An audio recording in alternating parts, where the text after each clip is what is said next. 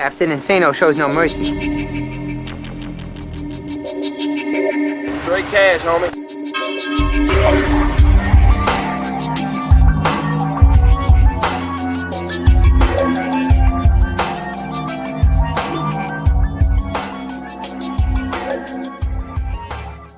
Hold on to your butts.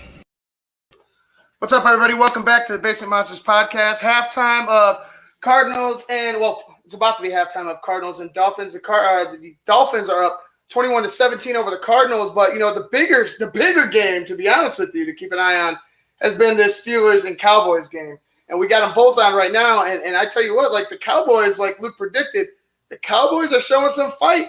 They're showing some fight. This guy, quarterback Garrett, he led him downfield to get their only touchdown of the game so far, but he looked pretty good. He did. I mean, in all honesty, I mean, Gary, you know, he's Dallas right now. It's just, upset special today has it written all over it. I mean, they're playing this Pittsburgh, team hard. I'm at a loss for words because I didn't think that Pittsburgh would be struggling right at halftime against this Dallas team, pretty much. I don't know either. Cause like we're sitting, me and Marco, we were sitting here and we're just like watching this game unfold, and I'm just like, okay. And then I left to take a phone call. Came back like 10 minutes later. Absolutely. Yeah. Then like 10 minutes later, it's still 3-0. I'm like, whoa, Pittsburgh can't get on the board. They can't move the ball. Yeah. It's just been weird. I guess Dallas has been playing some inspired ball, but like Luke, like you said, his head upset written all over it. Yeah, dude, it had all the makings. It had all the makings. I don't know if this is Pittsburgh overlooking, or is this a healthy Dallas offense? Now we've seen Van Der Esch out there. We've seen a couple people. We've seen a couple people out there that they haven't had throughout this season. So is that defense getting a little more stout, which is horrible for the Dallas. Mm-hmm. The defense gets stout at the exact wrong time. Right, when your team can't score. When they have no offense. Right. So that's Dallas is still a good team. Like, we talked about this earlier. On paper, they were dope. No, but listen, we talked about it. If Dallas is healthy, with all that, you can't deny that defense. You can't deny that. I can't, but like at the same time, it's like this is year in and year out. Dallas on paper champs. Dallas on paper champs, and they just don't seem to figure. They can't seem to figure it out. Well, I understand. Dak was the pillar that fell and brought down everything. And I understand that injuries are a huge part of in that team being where it's at, but. I mean, come on, man! Like you can't make that excuse every single year. I know this is kind of a unique situation, but like every single year we hear the same thing. The thing is that like I feel like they're like you said they got a little healthier on defense. They're going to be resilient throughout because that's what the coaching staff's going to have to preach to them. Yeah. You got to be resilient. Well, that defense could be the mainstay, right? Because now you had one quarterback, he went down. Brought in another one, he went down. Mm-hmm. Now you're going through the turnstiles. Of like, okay, yeah, we can start signing practice quarterbacks. We can get this guy. We get that. But timing, you can't be having another quarterback every time for a team and expect to do well. Right. No, I understand that. I mean that's you're absolutely right. Sports 101. It's football. It's football. Well, you can't keep rotating the quarterback and like expect to just hit the next guy to be all world. Exactly. I mean, right now they're doing well. It's 13-9 going into the half. They still got a lot of game. Big Ben's out. Marco, you saw him limping right off after one play. It looked like an uncomfortable play, and we saw Big Ben limping out of the field. Let's just hope he comes back. It comes back, at least negative, where it just kind of took him out for a couple of plays, but he'll be ready to go in the second quarter. But I mean, he left that fourth quarter, that second quarter a little early.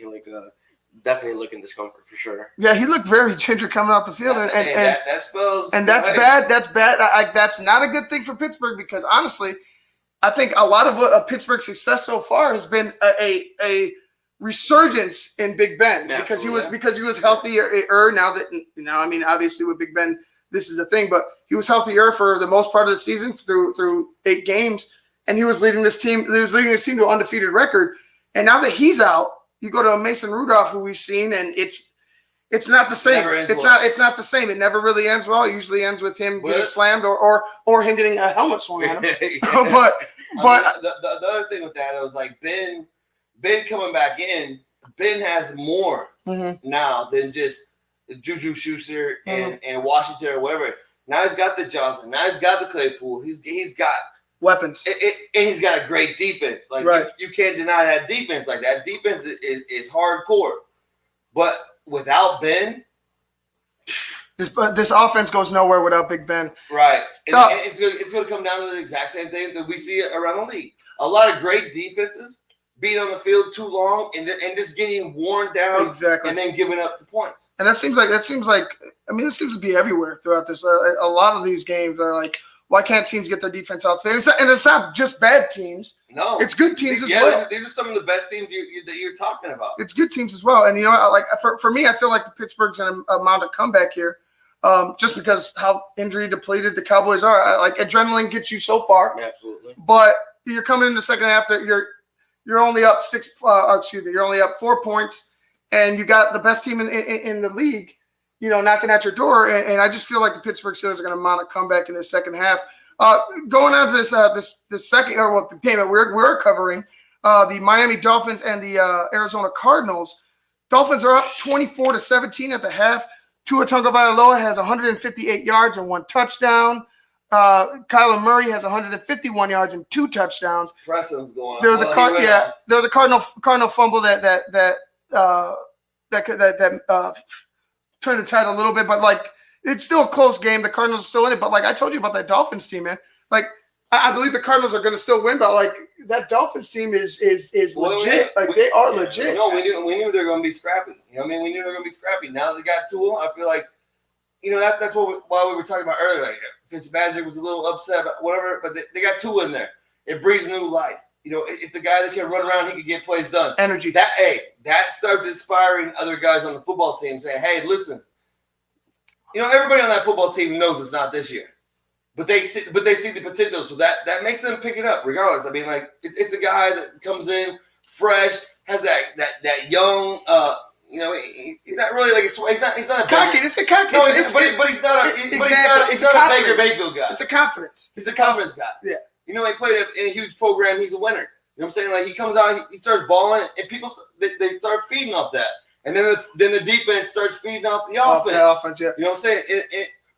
I still feel. I mean, it was not. I feel I'm indifferent. Yeah. I'm indifferent. Like I feel bad for Ryan Fitzpatrick. I feel like that's not the way you handle things. But also, I agree with you. Like sometimes you need to breathe new life. You got to see what your future looks like. Exactly. Sometimes you got to just don't trial by fire. See what this new life brings to your team. Mm-hmm. And so far, so good for Tua. You know, it's good to see him. You know, he's not being demolished. You know what I mean? And risking injury. But here's the greatest thing out of all that. If you throw Tua in, as we all know, Tua is, everybody knows it from his time in college. If he gets injured, you're sitting pretty. No, listen, you're sitting pretty with Ryan Fitzpatrick back there. Yeah. I'm going to tell you this. Tell me that you couldn't see Ryan Fitzpatrick doing exactly what Nick Foles did to win the Super Bowl. Oh, yeah, I can see that. I mean, the Dolphins aren't going, but like Fitzpatrick come in and win you games. Crucial game. Miami, like you said, Miami might be the dark horse. And win that division. Buffalo today. You know what they do. And you know, like halftime of that game, I figure that game's going to be competitive throughout the Cardinals and the Dolphins. Let's get to the scores. Like, you know, let's get to that one in particular. Buffalo versus Seattle. We thought all three of us had Seattle. All three of us had it pretty much close. I had a little lower scoring. You guys had a more higher scoring. It was a higher scoring game, but it was not close.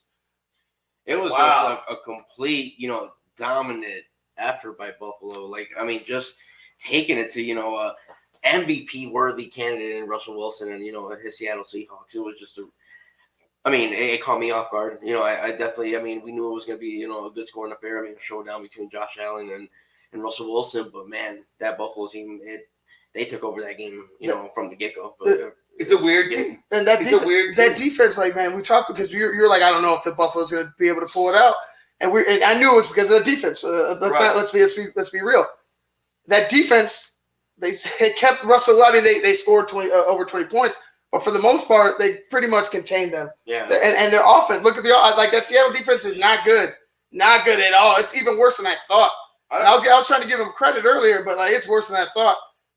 47, like that's in Seattle. I know you have no fans. There's no 12th man, but that doesn't happen in Seattle. Yeah. Through the air, like that that doesn't happen in Seattle. No, I'll tell you what I say is with Buffalo.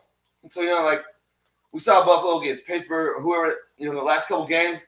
Dude, I'm telling you, like they just look sluggish. Yes. Sluggish. But Buffalo is that team that plays to their opponents. Yeah.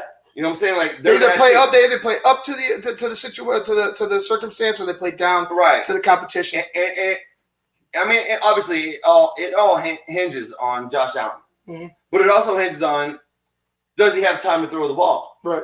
So I mean, like that's just the matchup. That's what makes the NFL what it is.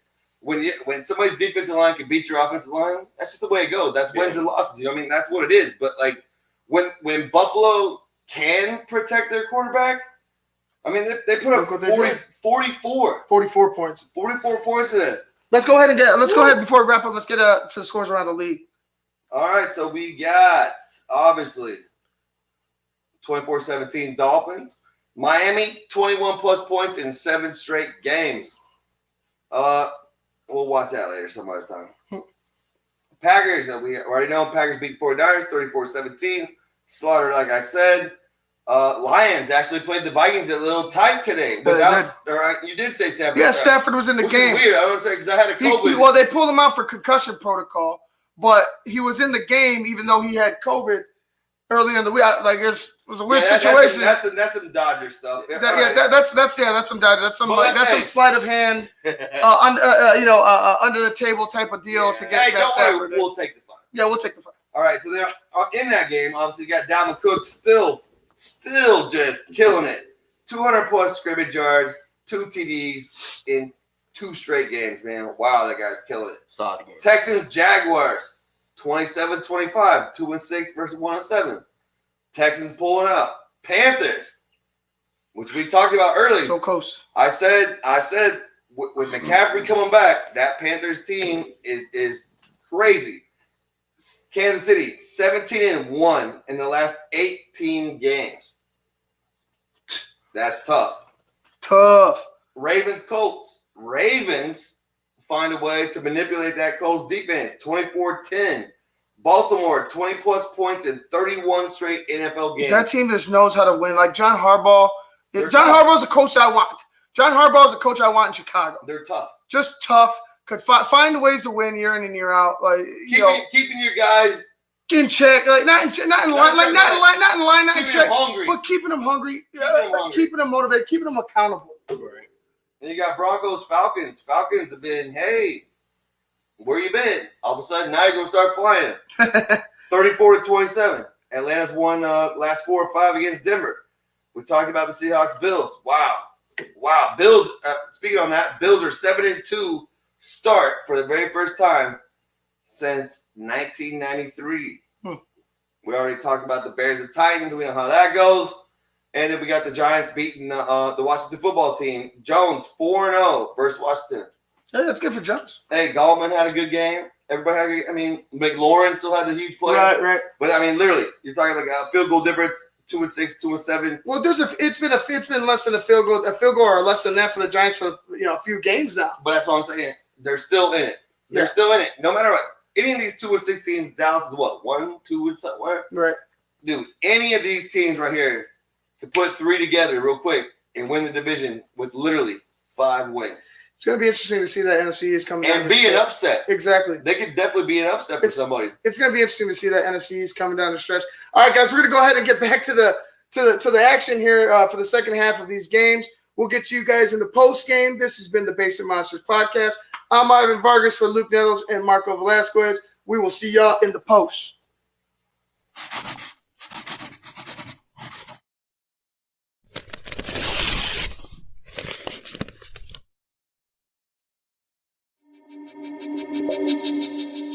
Captain Insano shows no mercy. Straight cash, homie.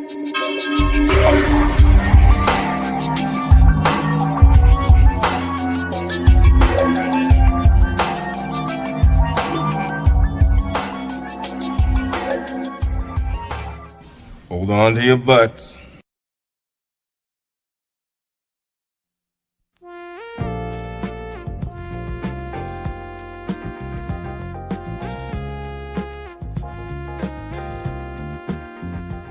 I just heard my favorite band is in town. I'd love to get good seats, but everywhere I've looked, the ticket sites have crazy service fees. Haven't you heard of TixBlitz? Who? TixBlitz. They don't gouge you with crazy fees. The price they advertise is the price you pay, plus a small delivery fee. Never pay service fees again. Go to TixBlitz.com today. TixBlitz.com. Guaranteed seats, low prices. That's TixBlitz.com. Every ticket, every venue, everywhere.